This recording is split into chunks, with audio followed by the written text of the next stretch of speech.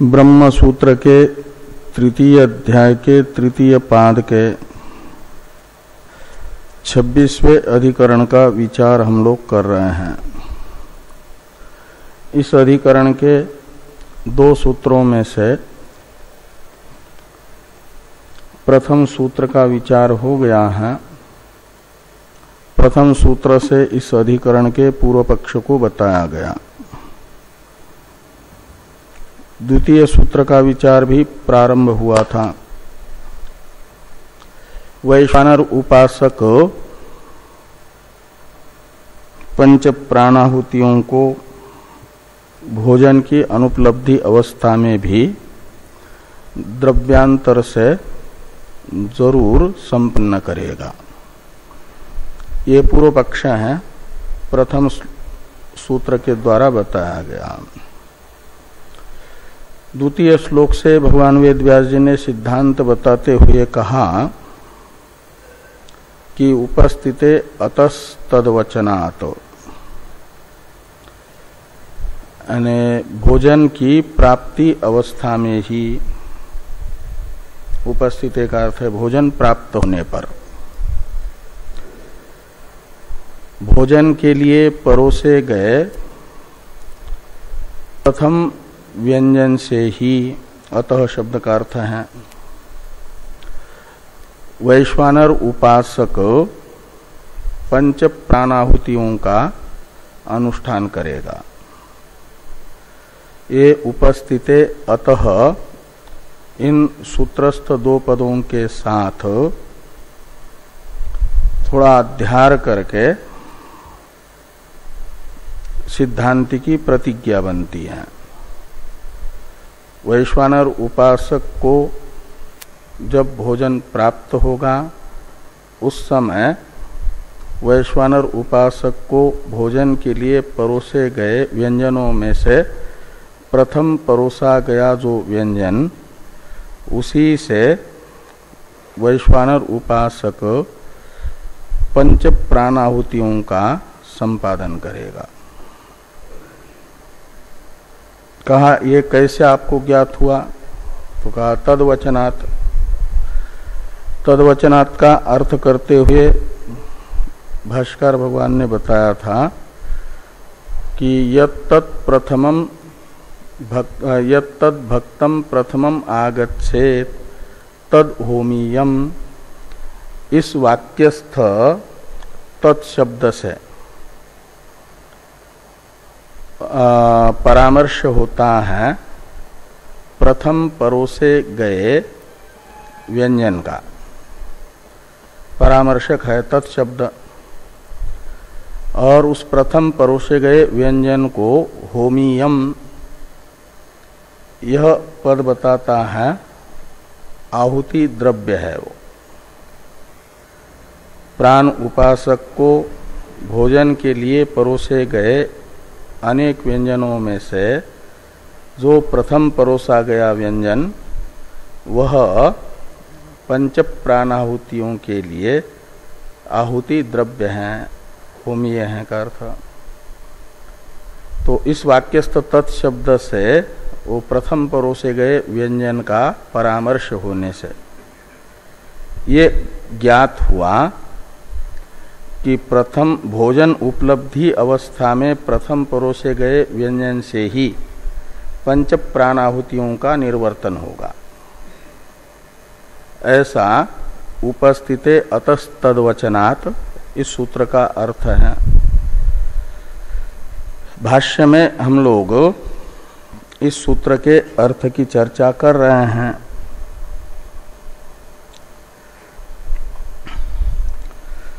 और ये जो कहा गया था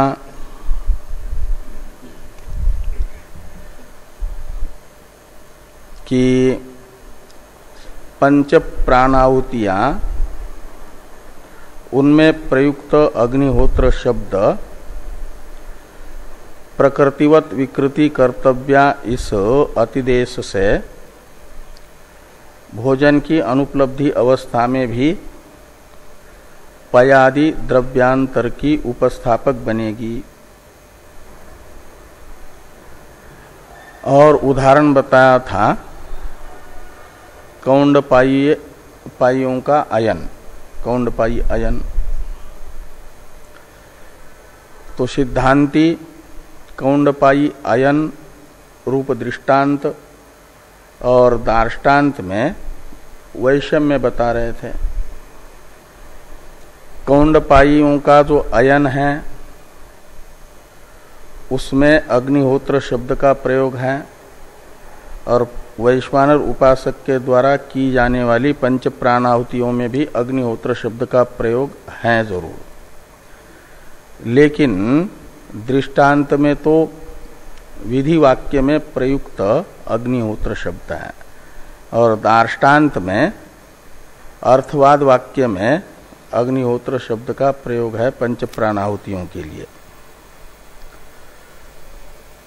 इसलिए विधि वाक्यगत दृष्टांत में अग्निहोत्र शब्द तो प्रकृतिवत विकृति कर्तव्या इस अतिदेश का उपस्थापक हो जाएगा। दार्ष्टान्त में अर्थवाद गत अग्निहोत्र शब्द उपस्थापक नहीं हो पाएगा उस अतिदेश न्याय का। इसे ता इत्यादि से कहा गया था।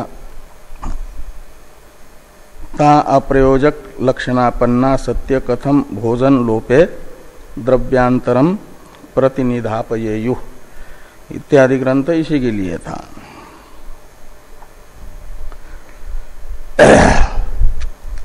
यदि मान लिया जाए कि दृष्टांत में जैसे अग्निहोत्र शब्द अतिदेश का उपस्थापक हुआ, ऐसे दार्ष्टान्त में भी अर्थवाद वाक्य में प्रयुक्त अग्निहोत्र शब्द अतिदेश का उपस्थापक हो जाएगा। ऐसा मान लेते हैं यदि, तो फिर जो दोष आते हैं उन दोषों को भाष्यकार भगवान बता रहे थे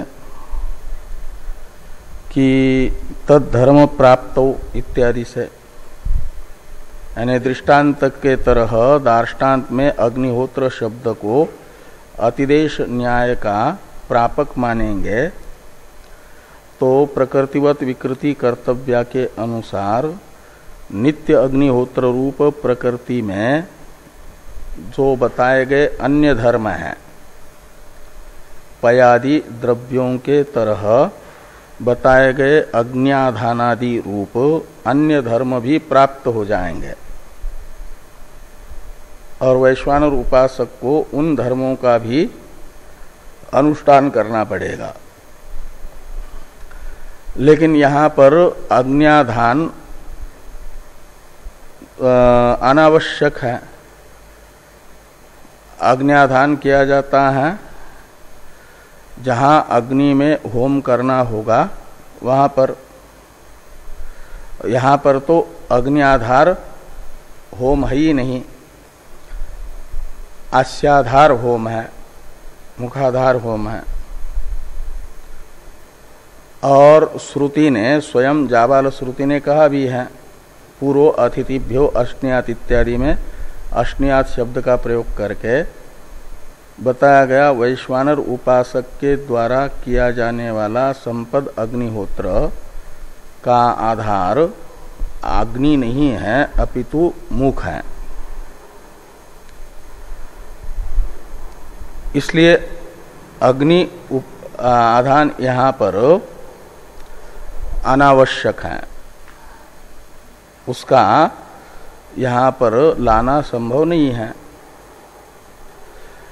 और कहते हैं श्रुति ये देख रही है अर्थवादगत अग्निहोत्र शब्द मुख्य अग्निहोत्रगत धर्मों का प्रापक नहीं है, इसीलिए वैश्वानर उपासना के प्रकरण में छांदोग्य उपनिषद में मुख्य नित्य अग्निहोत्रगत अंगों का संपादन करने के लिए बताया गया भावना से। जो अग्निहोत्र के अंग नहीं है उनमें अग्निहोत्र के अंगत्व की दृष्टि, ये संपादन कहा जाता है।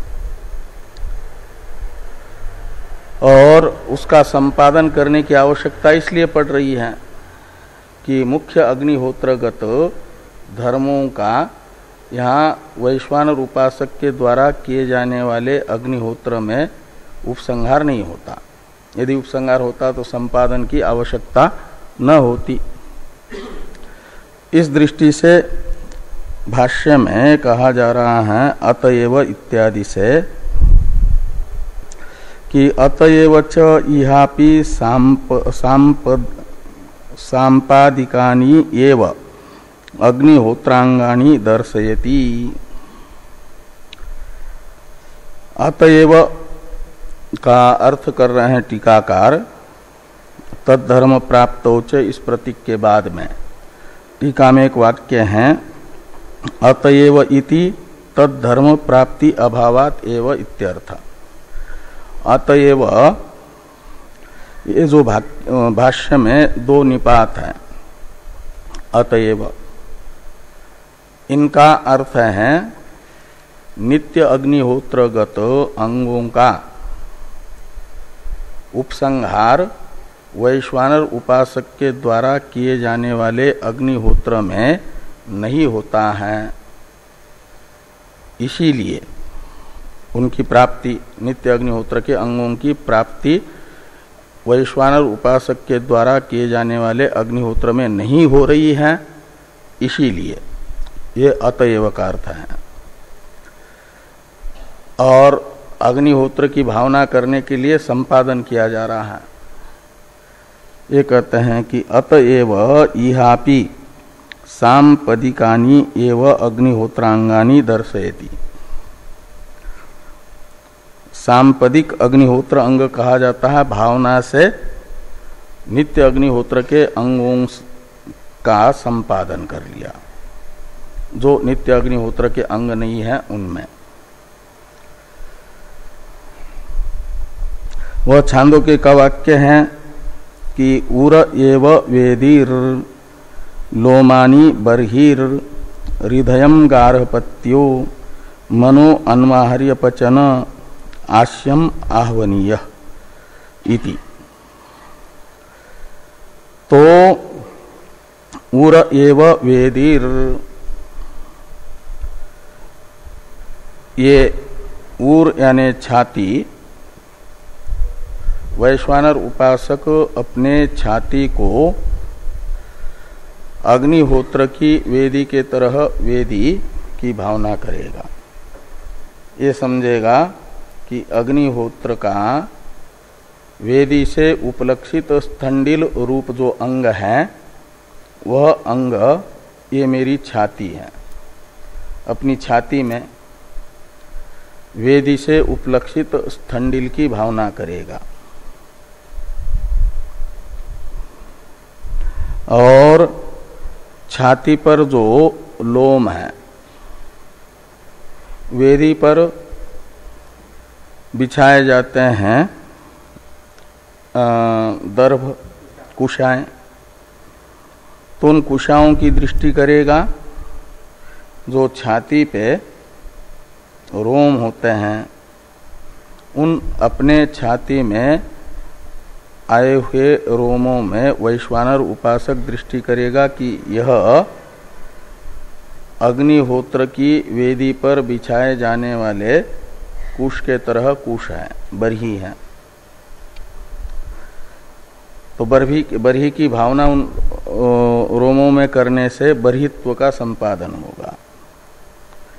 बरही है अग्निहोत्र का अंग, और वो बरही यदि सीधे ही प्राप्त होता तो रोमों में बरही की भावना करने की आवश्यकता न होती।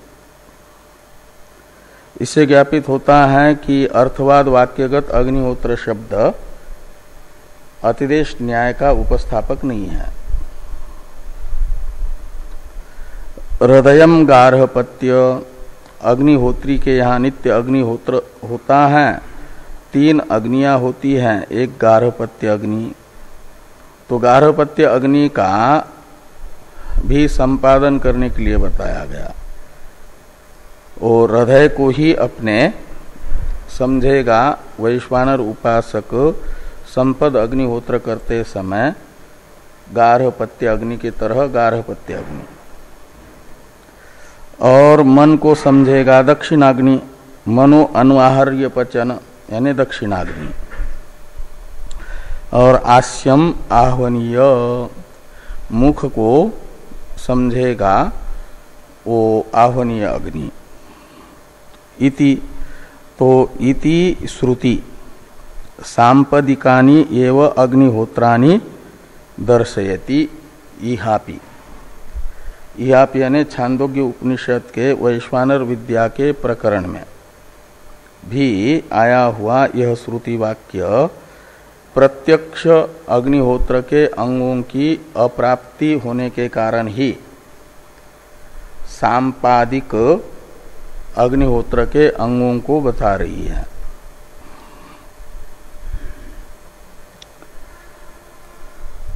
अब वेदी श्रुतिश्च इत्यादि जो वाक्य आ रहा है भाष्य में, इसका अवतरण है टीका में।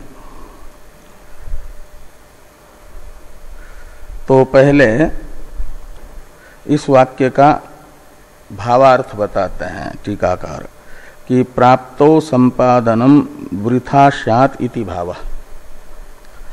यदि नित्य अग्निहोत्र के अंगों की प्राप्ति वैश्वानर उपासक के द्वारा किए जाने वाले अग्निहोत्र में होती तो यहाँ उन अंगों का संपादन व्यर्थ हो जाता। लेकिन श्रुति अंगों का संपादन कर रही है, इससे निश्चित होता है कि श्रुति को ये दृढ़ निश्चय है कि संपद अग्निहोत्र में वैश्वानर उपासक के द्वारा किए जाने वाले अग्निहोत्र में नित्य अग्निहोत्र से अंगों का उपसंहार नहीं होता। ये निश्चित है श्रुति को, इसलिए संपादन कर रही है। ये बताया गया इस वाक्य का भाव। अब वेदी श्रुति इत्यादि का अवतरण है। मुख्य अग्निहोत्रांगानि संपाद्यन्ते चेत कथम तद अनंगम वेदी रत्र संपाद्यते तत्राह वेदी श्रुतिश्च इति।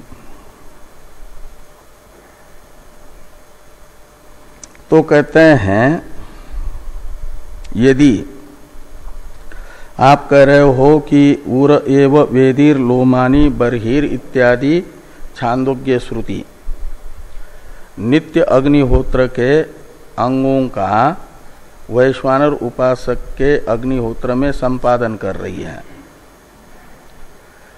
तो मुख्य अग्निहोत्र के अंगों का ही संपादन यदि यहाँ अभिष्ट है तो फिर जो मुख्य अग्निहोत्र का अंग नहीं है ऐसे अंग का संपादन यहाँ क्यों किया जा रहा है? कहा मुख्य ऐसा कौन सा अंग है जो मुख्य अग्निहोत्र का अंग नहीं है और उसका संपादन यहाँ पर बताया गया? तो कहा जो नित्य अग्निहोत्र होता है उसमें वेदी नहीं होती, एक स्तंडिल यानी चबूतरा जैसा सामान्य जमीन से ऊपर उठा करके बनाया जाता है और उसी में सायं प्रातः आहुतियां दी जाती हैं।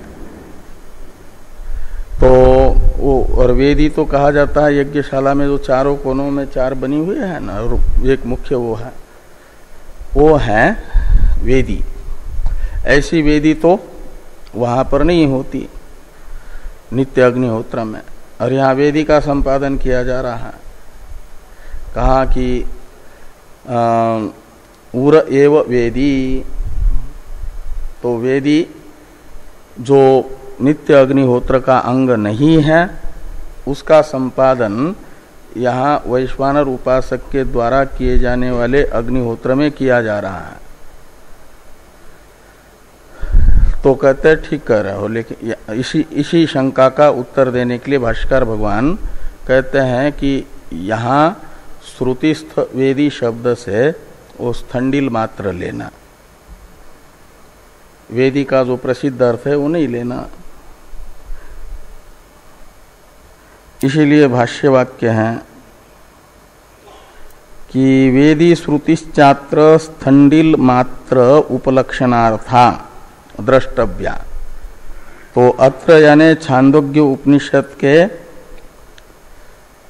वाक्य में जहाँ वैश्वानर उपासक के प्राणाहुतियों में अग्निहोत्र का संपादन बताया जा रहा है, उस वाक्य में प्रयुक्त वेदी शब्द, वेदी श्रुति का अर्थ है, वेदी श्रुति यानी वेदी शब्द, इस वाक्य में स्थंडिल मात्र का उपलक्षण है।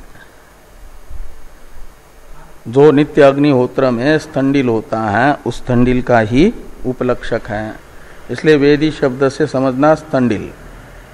और उसका संपादन किया जा रहा है छाती में, ऊर में। नहीं, स्थंडिल होता है चबूतरा जैसा छोटा सा। हाँ, स्थंडिल होता है एक चबूतरा, जैसे कई जगह ईंटों से बनाते हैं लोग, उसमें रेता बिछा करके लकड़ी रख करके उससे हवन करते हैं, उसे स्थंडिल कहते हैं। तो वेदी श्रुतिश्च अत्र स्थंडिल मात्र उपलक्षणार्था द्रष्टव्या। ऐसा क्यों वेदी शब्द का जो प्रसिद्ध अर्थ है वही क्यों नहीं लिया जा रहा है? उसका लक्षार्थ स्थंडिल क्यों ग्रहण किया जा रहा है? कहते इसलिए कि मुख्य अग्निहोत्रे वेदी अभावात। जो मुख्य अग्निहोत्र है उसमें वेदी शब्द का जो मुख्यार्थ है वह अंग नहीं होता, इसलिए मुख्य अग्निहोत्र के अंगों का संपादन करना है। तो मुख्य अग्निहोत्र में वेदी रूप अंग होता ही नहीं, तो उसका संपादन यहाँ बताया जाएगा तो ये प्रकरण विरुद्ध होगा। अतः वेदी शब्द का उपलक्षित अर्थ लिया जा रहा है स्थंडिल। और तद अंगानांच यह संपिपादयिषी तत्वात्। तद अंगानाम में तत्का अर्थ है मुख्य अग्निहोत्र, और मुख्य अग्निहोत्र के अंगों का संपादन यहाँ पर अभिष्ट है, इसलिए वेदी शब्द का अर्थ स्थंडिल करना पड़ रहा है। ये समाधान भाष्यकार भगवान ने दिया। अब भोजनेन एवच इत्यादि का अवतरण टीका है। मुख्याग्निहोत्रस्य अग्नि उद्धरणवत सायं प्रातः कालद्वयस्यापि न प्राप्ति अभाव न प्राप्ति इत्याह भोजनेन इति। मैं नीचे पढ़ रहा था। तो ये कहते हैं जैसे अग्नि उद्धरण ये मुख्य अग्निहोत्र में तो होता है, और ये संपत अग्निहोत्र में अग्नि उद्धरण नहीं होता, क्योंकि अग्नि उद्धरण वहाँ करना होता है जहाँ पर साक्षात अग्नि में आहुतियाँ देनी है। यहाँ संपत अग्निहोत्र में तो मुख में पंच प्राणाहुतियों का ये करना है प्रक्षेप। इसलिए जैसे अग्नि उद्धरण ये अंग मुख्य अग्निहोत्र का संपद अग्निहोत्र में नहीं आया, ऐसे ही मुख्य अग्निहोत्र का जो काल है, एक काल रूप धर्म है, समय रूप धर्म, उस समय रूप धर्म का भी अनुवर्तन संपद अग्निहोत्र में संभव नहीं है। अग्नि उद्धरण रूप अंग जैसे असंभव है, ऐसे नित्य अग्निहोत्र का समय भी संपद अग्निहोत्र में असंभव होने से यहाँ नित्य अग्निहोत्र का समय भी अग्नि उद्धरण के तरह नहीं आएगा, अपितु जो भोजन का समय है वही संपद अग्निहोत्र का समय माना जाएगा। ये आगे कह रहे हैं। इस अभिप्राय से टीका में भोजनेन इत्यादि का अवतरण लिखा टीकाकार ने कि मुख्य अग्निहोत्रस्य अग्नि उद्धरणवत सायं प्रातः कालद्वयस्यापि न प्राप्ति इत्याह भोजनेन। तो सायं प्रातः काल ये है नित्य अग्निहोत्र के समय रूप अंग, और जिस समय वो नित्य अग्निहोत्र हो रहा है उस समय ये वैश्वानर उपासक के द्वारा संपद अग्निहोत्र नहीं किया जाएगा, अपितु जो उसका निश्चित भोजन का समय है उस समय किया जाएगा। ये आगे भोजनेन इत्यादि से बताया जा रहा है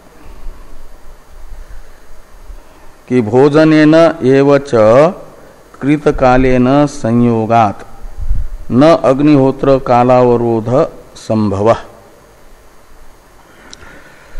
तो भोजन जिस समय किया जा रहा है उसी समय संपद अग्निहोत्र का संबंध होने से, उसी समय का संपद अग्निहोत्र के साथ संबंध होने से कहते हैं अग्निहोत्र का जो काल है उसका अवरोध संभव नहीं, यानी उपसंहार संभव नहीं है।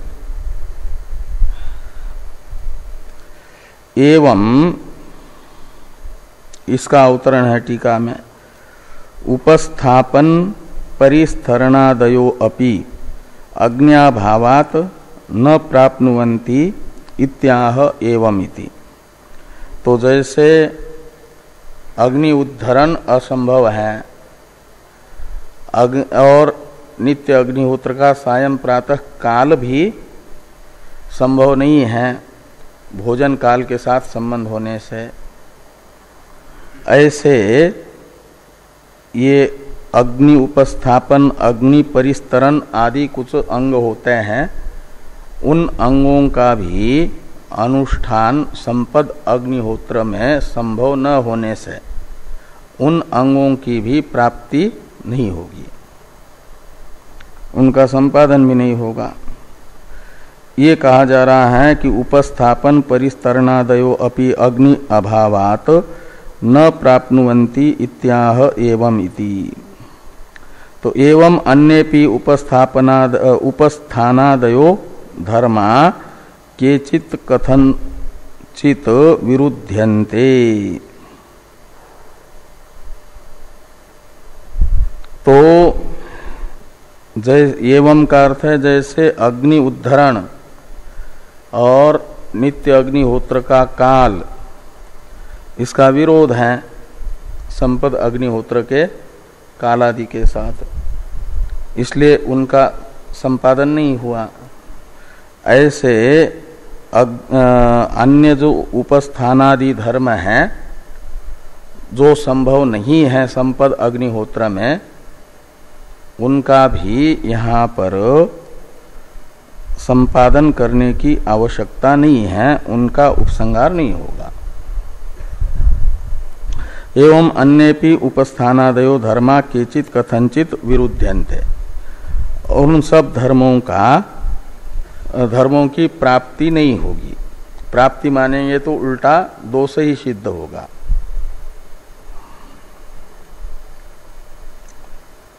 तस्मात् इत्यादि उपसंहार वाक्य हैं।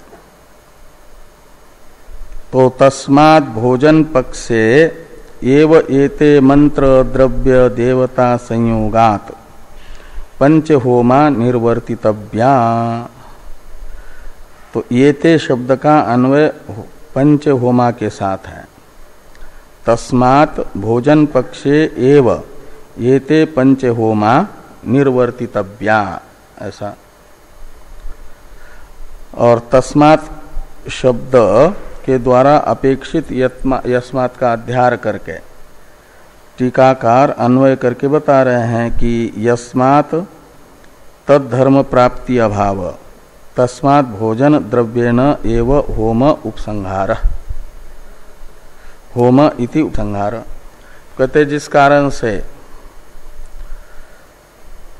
नित्य अग्निहोत्र के धर्मों की प्राप्ति वैश्वानर उपासक के द्वारा किए जाने वाले अग्निहोत्र में नहीं होती, उसी कारण से नित्य अग्निहोत्र का अंगभूत जो पयादि द्रव्यांतर है उसकी प्राप्ति यहाँ नहीं होगी। कौंडपाई अयन में तो होगी, लेकिन यहाँ न होने से संपत अग्निहोत्र जब वैश्वानर उपासक को भोजन प्राप्त होगा तब भोजनार्थ परोसे गए प्रथम व्यंजन से ही होगा, और जब भोजन प्राप्त नहीं है तो आश्रय का लोप होने से आश्रित जो पंच प्राणाहुतियां हैं उनका भी लोप ही होगा।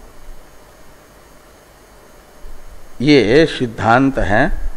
सूत्र की व्याख्या लगभग पूरी हो रही है, इसलिए उपसंहार कर रहे हैं कि यस्मात् तद्धर्म प्राप्त्याभाव तस्मात् भोजन द्रव्येन एव होम इति उपसंहार। आगे हैं भाष्य में तस्मात् भोजन पक्ष एव येते पंच होमा निर्वर्तितव्या। इसमें हेतु बताया गया भाष्य में मंत्र द्रव्य देवता संयोगात। भोजन पक्ष में ही इन 5 प्राणाहुतियों का अनुष्ठान वैश्वानर उपासक करेगा, ऐसा आप नियम क्यों बना रहे हो? ऐसा यदि सिद्धांति से पूर्व पक्षी प्रश्न करेंगे हेतु विषय को, तो सिद्धांति हेतु बताते हैं कि मंत्र द्रव्य देवता संयोगात, तो मंत्र संयोगात, द्रव्य संयोगात, देवता संयोगात, ऐसे लगाना कि मंत्रों का संबंध भोजन पक्ष में बन जाता है। वैश्वानर उपासक के लिए कहा गया कि जो भोजनार्थ परोसा गया प्रथम व्यंजन है उससे पंच प्राणाहुतियों का निर्वर्तन करें। प्रथम आहुति देते समय प्राणाय स्वाहा ये कह करके दें, तो प्राणाय स्वाहा इस मंत्र का वहाँ संयोग है।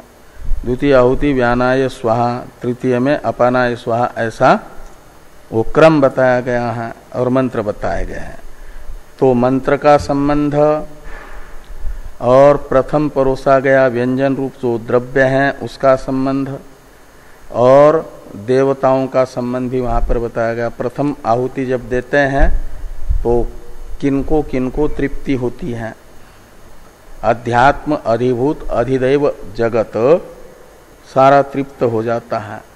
अधिदैव अधिभूत अध्यात्म सारे जगत को तृप्ति वहाँ पर बताई गई है, इसलिए देवतादि का भी संबंध बन जाता है। अधिदैव में जिनको जिनको जिस जिस आहुति से तृप्ति बताई जा रही है वह उस आहुति का देवता सिद्ध हो जाएगा। तो इस प्रकार ये मंत्र द्रव्य और देवता का संबंध बन जाता है भोजन पक्ष में ही। प्रथम आहुति प्रथम परोसे गए व्यंजन से पंच प्राणाहुतियों का निर्वर्तन मानते हैं इस पक्ष में।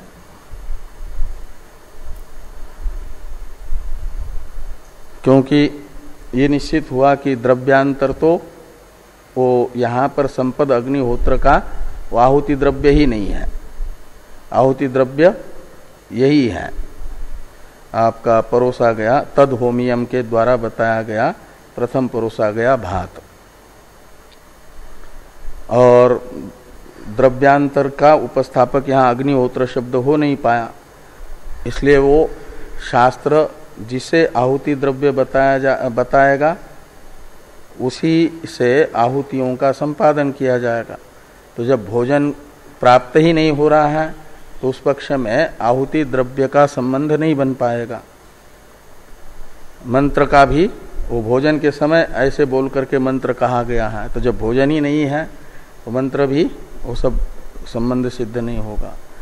और देवता का भी ये कहा कि इस आहुति द्रव्य से ये मंत्र बोल करके और इससे ये अधिदेव जगत, ये अध्यात्म जगत, ये अधिभूत जगत तृप्त हो रहा है, ऐसी भावना करें।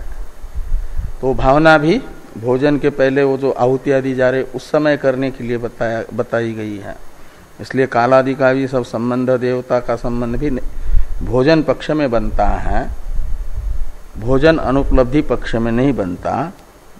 इसलिए भोजन पक्ष में ही इन 5 प्राणाहुतियों का निर्वर्तन करना है। ये यहाँ पर कहा गया कि तस्मात् भोजन पक्षे एव एते 5 होमा निर्वर्तितव्या मंत्र द्रव्य देवता संयोगात। मंत्र कौन है तो टीका में बताया गया प्राणाय स्वाहा इत्यादयो मंत्रा। अब और एक वाक्य भाष्य में है, उसे देखिए। यत्तु आदर दर्शन वचनम तद भोजन पक्षे प्राथम्य विधानार्थम। तो पूर्व पक्षी के द्वारा यदि सिद्धांति को ये पूछा जाए कि यदि भोजन पक्ष में ही 5 प्राणाहुतियों का अनुष्ठान होगा, भोजन की अनुपलब्धि पक्ष में नहीं होगा, तो ये 5 प्राणाहुतियां एक प्रकार से अनित्य होगी। पूर्व पक्षी उन्हें नित्य मान रहा था। तो पूर्व पक्षी ये कहेंगे कि जाबाल श्रुति ने जो आदर व्यक्त किया है वो 5 प्राणाहुतियों के प्रति, उस आदर व्यक्त करने वाली श्रुति की क्या गति होगी? भोजन की अनुपलब्धि अवस्था में 5 प्राणाहुतियों का लोप ही मानोगे तो जाबाल श्रुति का प्रामाण्य कैसे सिद्ध होगा? ये प्रश्न यदि सिद्धांति के प्रति पूर्व पक्षी करते हैं तो सिद्धांति बता रहे हैं उनके इस प्रश्न का उत्तर। यत्तु आदर दर्शन वचनम तत् भोजन पक्षे प्राथम्य विधानार्थम। तो जो आदर दर्शन वचन है पूर्वो अतिथिभ्यो अश्नीयात इत्याकारक, इसे भाष्यकार भगवान कह रहे हैं कि वह भोजन पक्ष में वैश्वानर उपासक अतिथि से पहले भोजन करे। अतिथि सामान्य वचन तो है अनुपासक के लिए, अतिथि देवो भव, अतिथि को भोजन करा करके फिर यजमान भोजन कर लें। और ये वैश्वानर उपासक के विषय में पूर्व अतिथिभ्यो अश्नीयात, यह वचन भोजन पक्ष में वैश्वानर उपासक को ये बता रहा है कि वैश्वानर उपासक के भोजन उपलब्धि काल में 5 प्राणाहुतियों का अनुष्ठान अतिथि पूजा से भी बढ़ करके है, इसलिए उसका पहले अनुष्ठान करें और अतिथि को भूखा न रखे, लेकिन उसे वैश्वानर उपासक बाद में भोजन करा ले, पहले स्वयं भोजन करे का अर्थ है 5 प्राणाहुतियों का निर्वर्तन करें। इस प्रकार उन 5 प्राणाहुतियों के प्रति आदर व्यक्त करने वाले वाक्य का प्रामाण्य सिद्ध होता है उपासक के लिए, और बाकी अनुपासक के लिए उस वाक्य का प्रामाण्य है। इस अभिप्राय से वाक्य लिखा भाष्यकार भगवान ने कि यत्तु आदर दर्शन वचनम तद भोजन पक्षे प्राथम्य विधानार्थम। अब नहीं इत्यादि की अवतरण टीका है एक। ननु स्वामी भोजनस्य उत्तर कालत्वम श्रुत्यादि विहितम कथम पूर्वो अतिथिभ्यो अश्नियात इति वचनेन बाध्यते तत्राह नहीं अस्ति इति। तो कहा कि अतिथि देवो भव इत्यादि श्रुति और कई एक इस श्रुति मूलक स्मृतियों ने तो ये बताया है कि यजमान को अपने यहाँ आए हुए अतिथि को पहले भोजन कराना है, फिर स्वयं खाना है। और जाबाल श्रुति तो उल्टा बता रही है कि यजमान पहले भोजन करें। तो जाबाल श्रुति को यदि प्रमाण मानेंगे तो उन श्रुतियों में अप्रामाण्य की आपत्ति आएगी। इस प्रकार की शंका यानी इस जाबाल श्रुति से कैसे बाधित होगा श्रुत्यंतर के और स्मृत्यंतर के द्वारा विहित अतिथि के भोजन की अपेक्षा उत्तर कालत्व यजमान के भोजन में वो बाधित माना जा रहा है जाबाल श्रुति से, उसका बाद कैसे होगा? यानी उन श्रुतियों में प्रामाण्य सिद्ध नहीं होगा, उसके साथ विरोध होगा। ये जो श्रुति स्मृति के साथ जाबाल श्रुति के विरोध की आशंका हुई, इस आशंका का समाधान करते हुए भाष्यकार भगवान ये कह रहे हैं कि नहीं अस्ति वचनस्य अतिभार, जाबाल श्रुति का अतिभार नहीं है। क्या मतलब? जाबाल श्रुति को प्रमाण के रूप से स्वीकार करने पर अतिथि देवो भव इत्यादि श्रुतियों में अप्रामाण्य की आपत्ति नहीं है।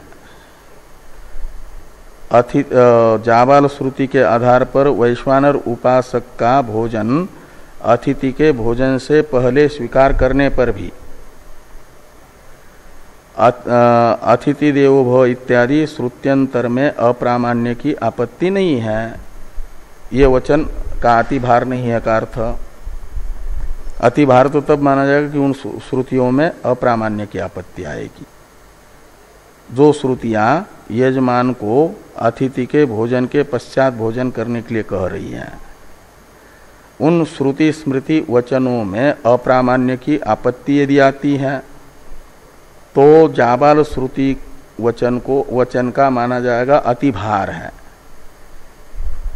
ऐसा भाष्यकार भगवान कहते हैं अतिभार नहीं है, नहीं अस्ति वचन से अतिभार। क्यों कहते हैं? न तु अनेन अस्य नित्यता शक्यते दर्शयितुम। तो अनेन का अर्थ है अतिथि भोजन से पहले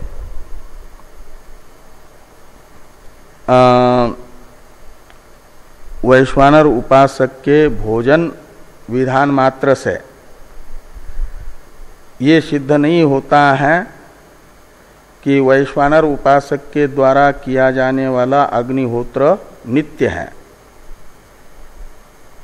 ये जो पूर्व अतिथिभ्यो अश्नियात यह वचन है, यह इस वचन से केवल वैश्वानर उपासक के द्वारा किए जाने वाले अग्निहोत्र में आदर व्यक्त किया जा रहा है, उसमें प्राथम्य दिखा करके। और ये आदर व्यक्त करने वाला वाक्य, प्राथम्य का विधान करने वाले वाक्य से वैश्वानर उपासक के द्वारा किए जाने वाले अग्निहोत्र में नित्यता का ज्ञापन नहीं होगा। वो नित्य है ऐसा नहीं बताया जाएगा। वैश्वानर उपासक को भोजन उपलब्ध न हो तब भी उसे वो करना ही है पंच प्राणाहुतियों का अनुष्ठान, ऐसा वो जाबाल वचन नहीं कह पाएगा। ये यहाँ पर कहा कि अनेन यानी ये जो जाबाल श्रुति के द्वारा अतिथि भोजन से पहले भोजन वैश्वानर उपासक करें, इतना कहा है, इतने मात्र से वैश्वानर उपासक को भोजन प्राप्त न होने पर भी उसे पंच प्राणाहुतियों का अनुष्ठान करना ही है, ये सिद्ध नहीं होता। ये यहाँ पर कहा कि अस्य अने वैश्वानर उपासक के पंच प्राणाहुतियों के अनुष्ठान में नित्यता दर्शयितुम न शक्यते, ऐसा लगाना।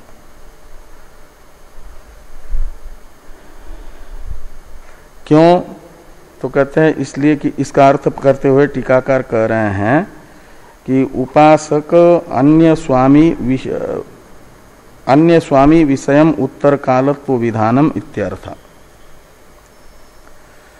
जो उत्तर काल विधान है, यानी यजमान को अतिथि के भोजन के पश्चात भोजन करना है, ऐसा बताने वाला जो वचन है उसे कहा जाता है उत्तर काल विधान। और उस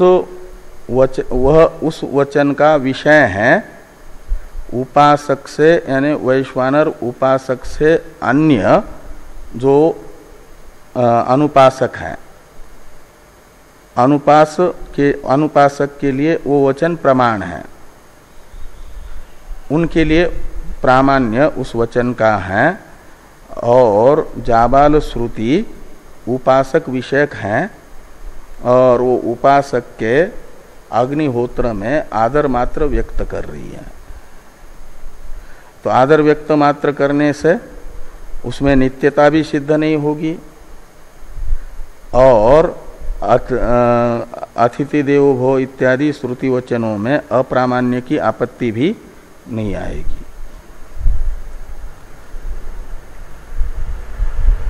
इससे निश्चित हुआ कि वैश्वानर उपासक के द्वारा किया जाने वाला अग्निहोत्र जब वैश्वानर उपासक को भोजन प्राप्त होगा उसी समय वो करेगा। भोजन प्राप्त नहीं है तो नहीं करेगा, वो पंच प्राणाहुतियां नहीं देगा।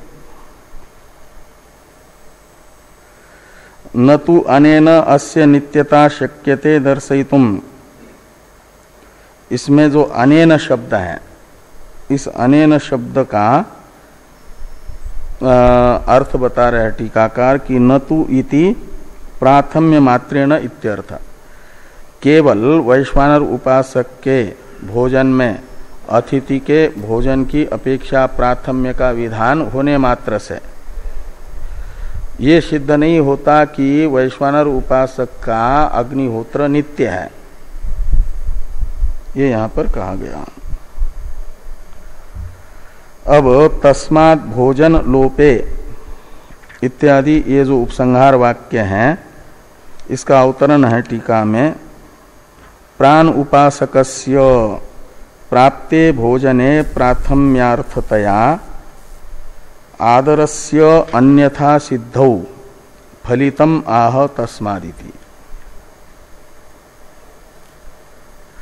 तो ये जो आदर वचन है जाबाल श्रुति, वह भोजन पक्ष में ही वैश्वानर उपासक के अतिथि भोजन की अपेक्षा प्रथम भोजन का ज्ञापन करके अन्यथा सिद्ध हो गए, उसी अर्थ में उसका प्रामाण्य सिद्ध हो गया। इसलिए वह वैश्वानर उपासक के अग्निहोत्र में नित्यता का ज्ञापन जिस कारण से नहीं कर पाएगी,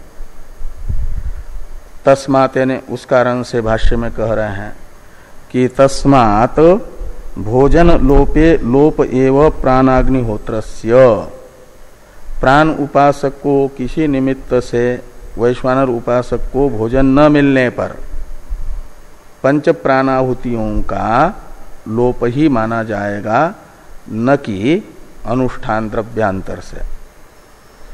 ये इस अधिकरण का सिद्धांत है। उपस्थित अतस्तद्वचनात् इत्यादि सूत्र से बताया गया, उस सूत्रार्थ का ये उपसंहार हुआ। इस प्रकार ये जो 26वां अधिकरण है, इसका विचार पूरा हो जाता है। कल हो जाएगा 27वें अधिकरण का विचार प्रारंभ। ओम ओम पूर्ण